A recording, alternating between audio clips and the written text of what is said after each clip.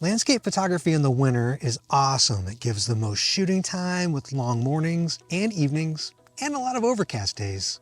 So yeah, when it comes to landscape photography in the winter, that's probably my favorite.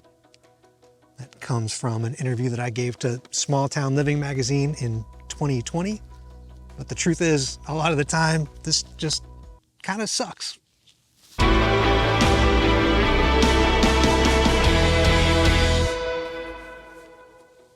What's up guys, and welcome back to the channel where we learn, do, and talk about photography until we're sick of it. And today we're talking about overcoming the struggles of outdoor photography in the winter. And I'm specifically talking to you guys who are my fellow landscape enthusiasts. So while I know that in winter opportunities abound to capture my favorite scenes in new garments and unique light conditions, I still sometimes really struggle to get motivated, get out of my warm abode, and set out with the camera to make those captures. And so in this video, I'm hoping to get inspired together to share 3 things that keep me clicking through the winter months. And I'm saving the inspiration that's been most effective for me personally for the last, not just to tease you, but to get right into talking about my favorite thing about winter landscape photography, which is winter light.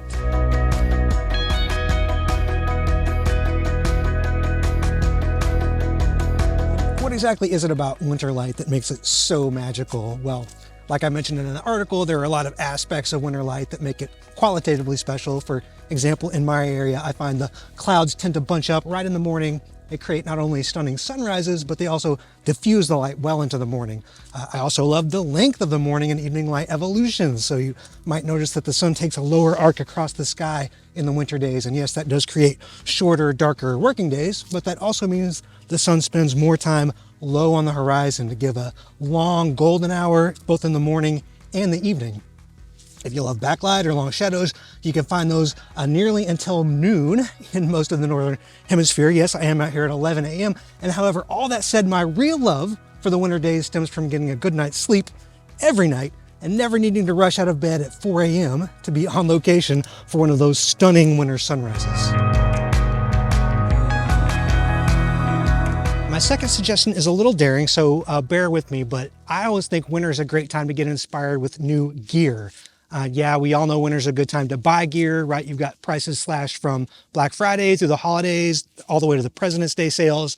And if you've recently picked up some new kit, you probably also discovered the temptation to play with it can get you outside in even the most undesirable of conditions. And if you haven't discovered that, here's your hint that your summer vacation is probably not the time you want to be learning how to change the white balance on that new camera. But the gear that emboldens and excites me the most to try out the winter photography doesn't have a sensor, glass, or even memory cards, and it's usually a lot cheaper. So we're talking about cold weather gear. Gloves, thermal underwear, coats, shoe chains, right? These are tools that make you feel like an absolute pro under any conditions, and they're also quite affordable. So I'll have some of my recommendations in the description, and if there's a piece of winter kit that's been a game changer for you, you be sure to share that in the comments of the video as well. Now, before I tell you about the thing that inspires me the most to get out in the winter, I'll share some of the runner-up ideas with you. So first, it's unavoidable that I spend more time indoors in the winter, so it's a good time to be productive with indoor activities like editing, e-learning, printing and framing for spring, looking at others' work, and even searching for the next video like this one to motivate me to get back outside.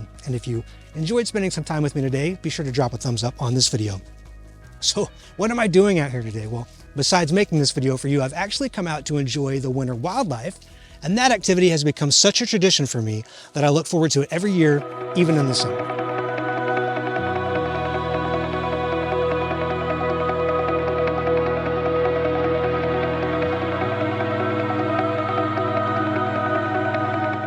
That's right, I look forward to winter wildlife photography all year long. And in fact, I can't wait to get out of bed most mornings to get out here and explore new wildlife opportunities. So like new gear or familiar landscapes in wintry conditions, right? It's exciting to get out and explore familiar wildlife in different plumages and with different behaviors. But what makes winter wildlife so exciting to me, and unlike those other things, is that there are all kinds of unique opportunities for wildlife sightings that are only available in winter, right? We're thinking about migratory birds, sandhill cranes, winter songbirds, all sorts of animals that I can only see if I seize the opportunity and get out during the times that animals are exhibiting those behaviors in the winter, and that means those late mornings and those early afternoons. But the real reason that I think winter wildlife should be more enticing to landscape photographers is because we're talking about large animals that are lethargic in the winter and moving really slowly. So you don't need especially fast focusing equipment, especially wide aperture lenses, or especially telephoto lenses.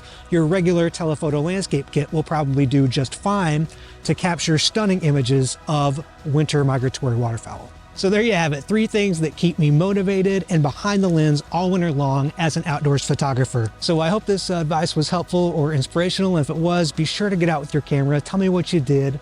Maybe leave a like on the video, consider subscribing. Until I see you guys next time, you keep an eye out and a foot forward, and thanks for watching.